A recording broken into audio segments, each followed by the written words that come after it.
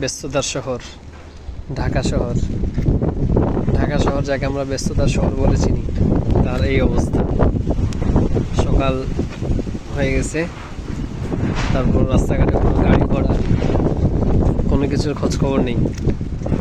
আর এই হল রাস্তার অবস্থা। প্রচণ্ড বাতাস, ঝড়, এই পাশে গাছপালা ভাঙে পড়ার দৃশ্য। জি,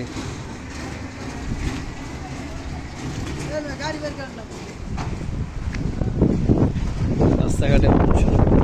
আসসালামু আলাইকুম। এই হলো পানির অবস্থা। দোকানপাট সম্পূর্ণ ডুবে গেছে,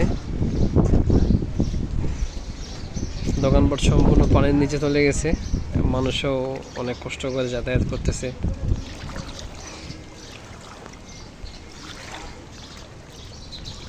এই হচ্ছে অবস্থা।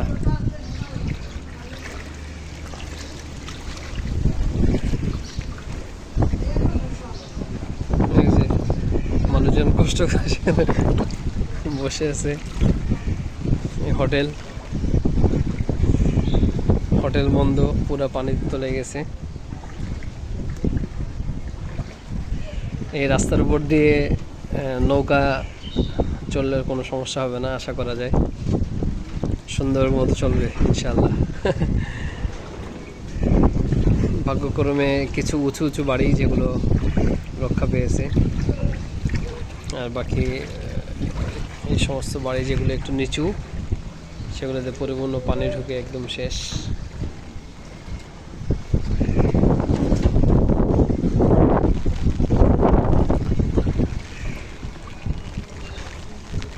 পানির উপরে শুধু খোলা আকাশটাই দেখা যাচ্ছে, আর কোনো কিছু দেখা যায় না। কি অবস্থা ভাই? ওয়ালাইকুম আসসালাম, কেমন আছেন?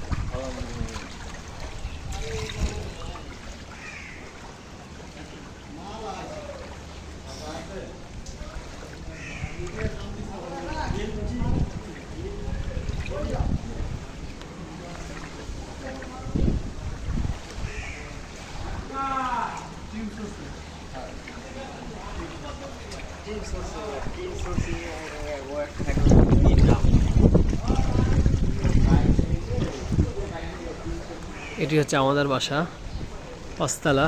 গতকালকে রাত্রেবেলা পাঁচতলায় পানি ঢুকছে। প্রচণ্ড ঝোড়ো হাওয়া এবং ঝোড়ো বাতাসের কারণে জানলা দিয়ে ভিতরে পানি ঢুকছে। রাত 1টা পর্যন্ত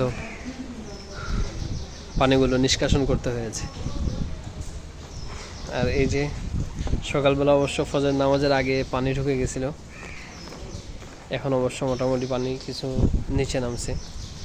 আর এই হচ্ছে আমাদের রাস্তার অবস্থা। তবে আলহামদুলিল্লাহ, আল্লাহ তাআলা বরিশাল, বরগুনা, তারপরে ভোলা, এই সমস্ত জায়গা থেকে, চট্টগ্রাম, এই সমস্ত জায়গা থেকে আল্লাহ তাআলা আমাদেরকে অনেক হেফাজতে রাখছেন, এই জন্য শুকরিয়া আদায় করছি। অন্যান্য দিকে যে সমস্ত ভাইদের বাসা বাড়ি সব ভেঙে গেছে, তাদের কি করুণ অবস্থা, আল্লাহ তাআলা আমাদেরকে সেই তুলনায় অনেক ভালো রাখছেন আলহামদুলিল্লাহ। এই যে বাসা বাড়ি একেবারেই তলায় গেছে।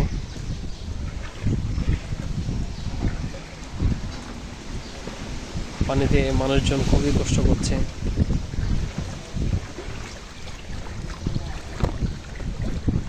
আশপাশের গলি যেগুলো আছে এগুলোতেও পানি ভরপুর। এগুলোতে পানি উঠে না, কিন্তু এখন পরিপূর্ণ পানি ভরপুর হয়ে গেছে। আমি দেখাচ্ছি হেঁটে হেঁটে আমাদের পুরা এই নারায়ণগঞ্জ, ফতুল্লা যে এলাকাটা আছে, এই এলাকায় পরিপূর্ণ সব জায়গায় পানি ভরপুর অবস্থা। তাই আপনারা সবাই দোয়া করবেন যেন আল্লাহ তাআলা আমাদেরকে এবং আপনাদের সবাইকে হেফাজত করেন।